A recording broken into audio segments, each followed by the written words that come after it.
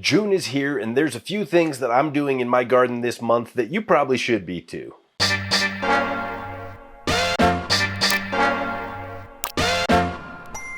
What's up, everybody? Welcome back to my channel. My name is Boss. I'm a gardener and a lover of all things spicy. It's June, and May is a super busy month in the garden. So now I feel like, do I get to kick back and relax a little bit? Apparently not. So while May was really busy getting those plants hardened off, getting them planted out, making sure they survived, mixing your soil, everything that you were doing in May, getting yourself really psyched up, getting your garden going, now it's June. What's up?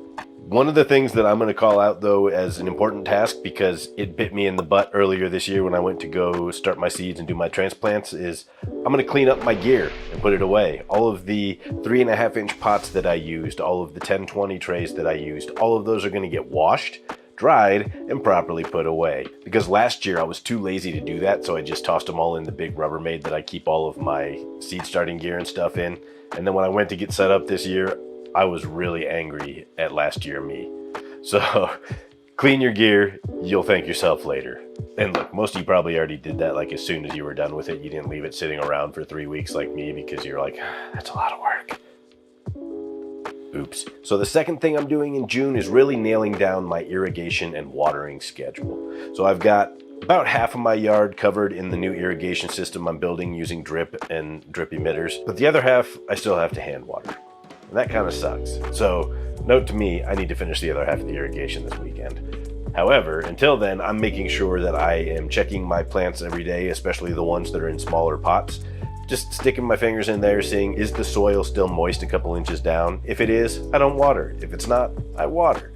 You don't want to be walking up and down the hill like me. It really kind of is a pain in the butt. Luckily, I have a nice long hose, so it's not too bad. I'm not like, lugging around watering jugs at least. Irrigation's the way to go. So I've got my drip, like I said, about halfway done right now. All of my raised beds, except for one, are hooked up. I'm going to run a second zone around the perimeter of my yard for my in-ground and some of the pots that I have my ornamental peppers in. And then I'm going to run another zone to feed all of the pots that I have on the deck. And now the standing planters that I have the micro dwarf tomatoes in, those will get irrigation too. So I will do an overview of that when I'm done, but I got to finish first. All right, so you got your gear cleaned up, you've got your irrigation and your watering figured out.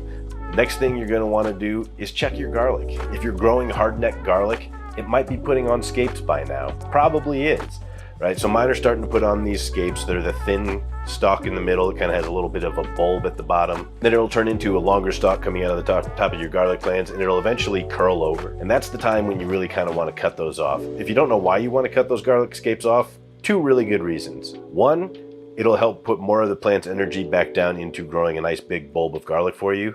But two, probably the way more important reason you'll want to cut those garlic scapes off right about the time they start to curl over, they're delicious. I mean, they are really good. They have kind of a mellow, garlic, delicious taste. My favorite thing to do really is chop them up small and then make a compound butter with those and maybe some fresh basil out of the garden as well. It's so good. But check for your garlic scapes. It's June. Depending on your climate and when you planted your garlic last fall, you might be getting ready to harvest by the end of June. For me, it's usually later July, sometimes even into August. And the last thing that I'm always doing in June that I really love is finding these early fruits. So some of these micro dwarf tomatoes, because they grow so fast and they're so small, I started them too early indoors, but they don't mind being in the small 3.5-inch pots, so I let a few of them actually start to flower. As soon as I put them outside, they started fruiting, and I've already got a few ripe tomatoes that I just harvested and had with dinner the other night. That's the thing that I've really learned over the last couple of years in the garden. Some stuff I will try really hard to pull off flowers because I want the plant to grow bigger. But things like these micro dwarf tomatoes, it's worth it for me to leave flowers on at least a handful of the plants so I get early fruit, and it makes the garden a little bit more rewarding early on when you're already out here, doing this dumb hand watering thing like I have been, pulling weeds, taking care of everything that you're doing in June. That's the other one. Pull your weeds. Make sure you stay on top of that. Bonus tip.